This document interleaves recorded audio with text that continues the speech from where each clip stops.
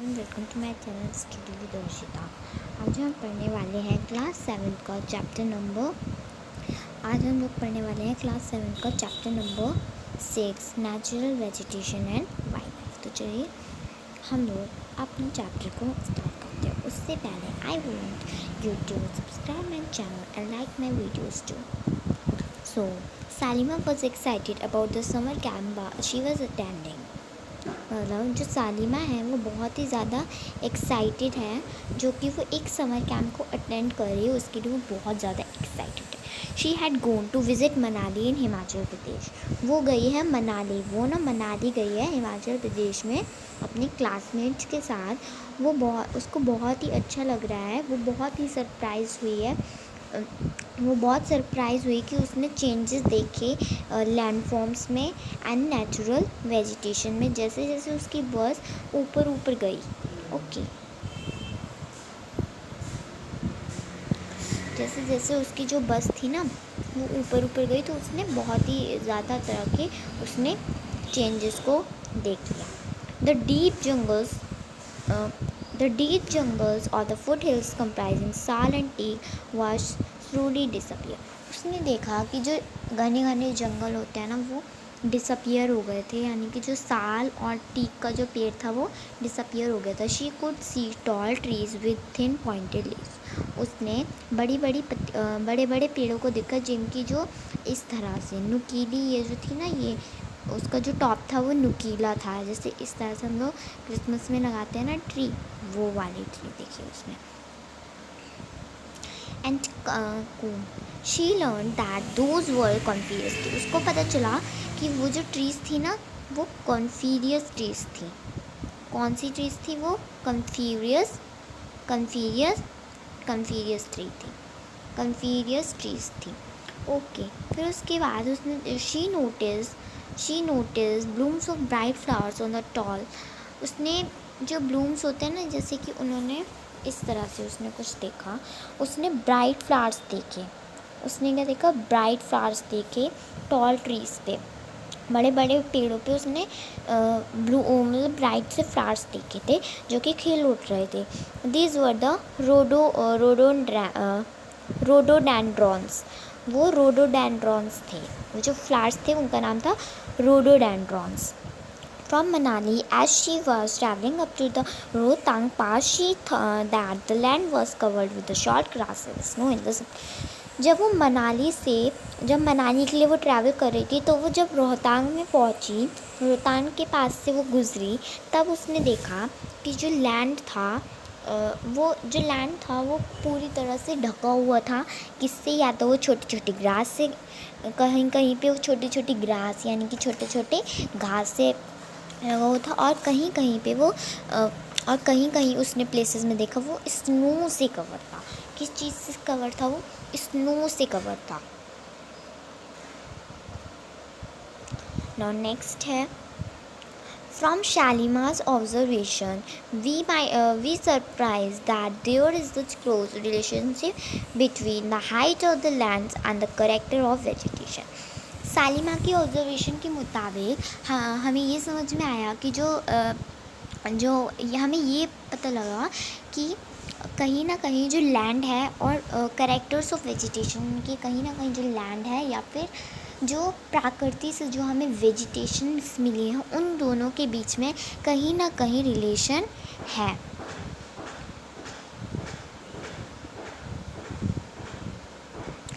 With the changes in the height, the climate changes and that changes natural vegetation.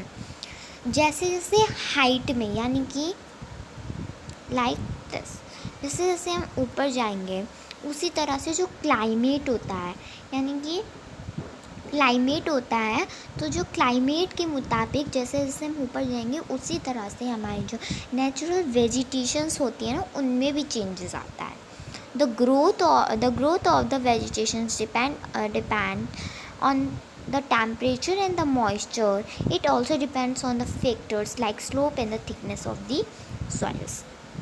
जैसे जैसे मतलब कि it depends, ये जो नेचुरल वेजिटेशन में चेंजेस होता है ये डिपेंड करता है या तो मॉइस्चर पे, मॉइस्चर का मतलब होता है नमी, और टेम्परेचर पे, यानी कि जो टेम्परेचर होता है ना, टेम्परेचर तापमान, ठीक, तापमान। सो दैट वाई वो उसके फैक्टर्स होते हैं कि हाँ इन चीज़ों के मुताबिक हमारा जो नेचुरल वेजिटेशन होता है उसमें चेंज आता है। कहीं कहीं पे हमारा टेम्परेचर ज़्यादा होता है, कहीं कहीं पे हमारा टेम्परेचर कम होता है। Yes, okay, so moving to next paragraph. सुनाओ, अब वो कहीं कहीं पे हमारा जो जैसे कि मैं यहाँ पर थी कि वो जो टेम्परेचर और मॉइस्चर पे वो डिपेंड्स करता है। It also depends on the factors like the slope and the thickness of soil.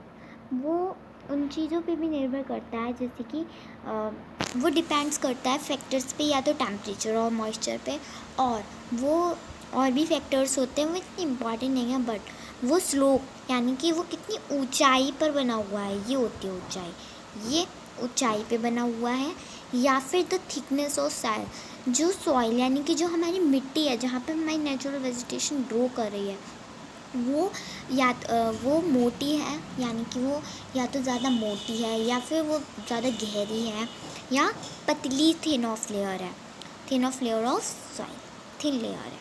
Okay, now the type and the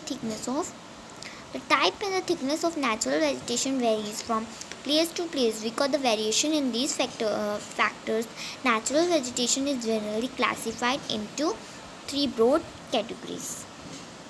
type and the thickness होती है ना नेचुरल वेजिटेशन की, जो चेंज होती रहती है, वो प्लेस टू प्लेस चेंज होती है, क्योंकि वेरिएशन इन दीज फैक्टर्स, क्योंकि जो टेम्परेचर और मॉइस्चर होता है वो हमेशा सेम थोड़ी ना रहता है, कभी नमी ज़्यादा है, कभी कम है, कभी तापमान ज़्यादा है, कभी कम है।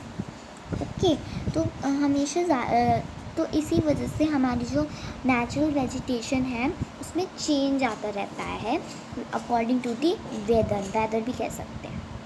Okay, natural vegetation is generally classified into 3 broad categories as follow. जो नेचुरल वेजिटेशन है वो तीन तरह में बटा हुआ है। नेचुरल वेजिटेशन के 3 टाइप्स होते हैं, 3 टाइप्स में वो बटा हुआ है, वो 3 टाइप्स के होते हैं। First is forest, second is grassland, third is shrubs. इससे पहले हम फॉरेस्ट के बारे में पढ़ते हैं। Which grow where the temperature and the rainfall are plentiful to support a tree cover. Depending upon these factors, dense in the open forest are grown.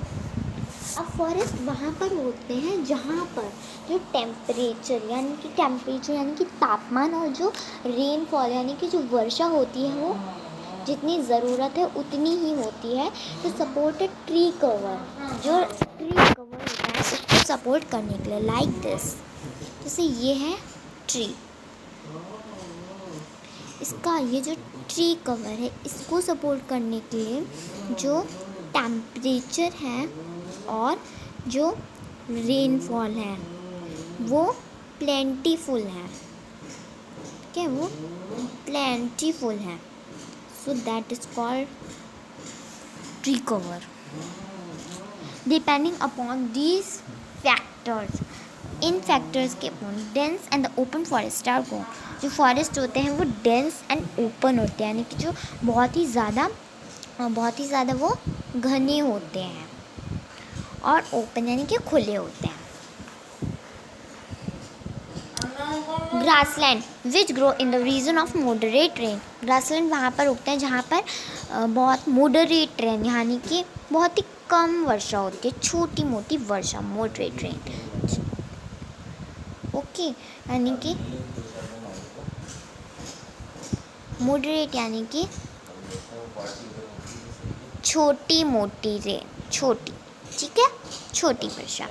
Shrub, thorny shrubs and scrubs grow in the dry region. जो thorny shrubs और scrubs होते हैं वो उगते हैं dry region में, यानी कि जहाँ पर बहुत ही बिल्कुल सूखा रीजन में थोनी श्रब्स एंड स्क्रब्स उगते हैं। Salima was sharing her experience to the Himachal. अब इस पैराग्राफ में पूरा मैंने पढ़ लिया था, इसमें बताया गया है सलीमा अपना एक्सपीरियंस हिमालय की ट्रिप का अपने पापा के साथ शेयर करती है। उसके पापा बहुत सारी जगह में गए हुए थे वर्ल्ड की। जो उसके फादर होते हैं वो उसको सलीमा को बताते हैं different types of vegetation in the different continents. अलग अलग कॉन्टिनेंट्स में अलग अलग वेजिटेशंस के बारे में उनको बताते हैं।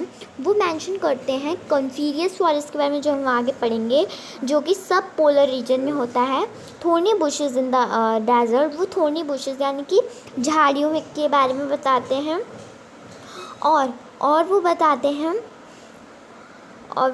हैं thick tropical hardwood in the humid regions and many mores. और उसको बताते हैं हार्डवुड फॉरेस्ट जिसमें बहुत ही कर्री लकड़ी पाई जाती है, उस वाले humid in the humid region, जो कि कर्री लकड़ियाँ जो कि पाई जाती है ह्यूमिड रीजन में, जैसे कि ह्यूमिड यानी कि जहाँ पे नमी वाला रीजन होता है वहाँ पे। और भी बहुत कुछ बताते हैं। सलीमा को ऐसे लगता है कि जो हिमालयाज़ है वो उसमें लगभग सारी वेराइटीज़ होती हैं वेजिटेशन की, one can see while moving from the equator to, जो कि हम हिमालय में इतनी सारी वेराइटी होती हैं कि हमें और कहीं जाने की ज़रूरत ही नहीं है वेजिटेशंस को देखने के लिए। पोलर रीजन में या फिर इक्वेटर के पास हमें जाने की ज़रूरत नहीं है, हम हिमालय में ही देख सकते हैं द चेंज। और वो बताती है जो चेंज होता है नेचुरल वेजिटेशन में वो ऑक्यूर होता है मेनली और the changes of climatic condition. वो बताती है कि जो नेचुरल वेजिटेशन में जो चेंज होता है वो हमारा क्लाइमेट की कंडीशन के मुताबिक होता है। Let us get to know the different types of natural vegetation। अब हम different types of natural vegetation के बारे में पढ़ते हैं वर्ल्ड में, with their characteristics, features and wildlife inhabiting there। और उसकी करेक्टर्स, फीचर्स और वहाँ पे कौन कौन से जंगली जानवर रहते हैं।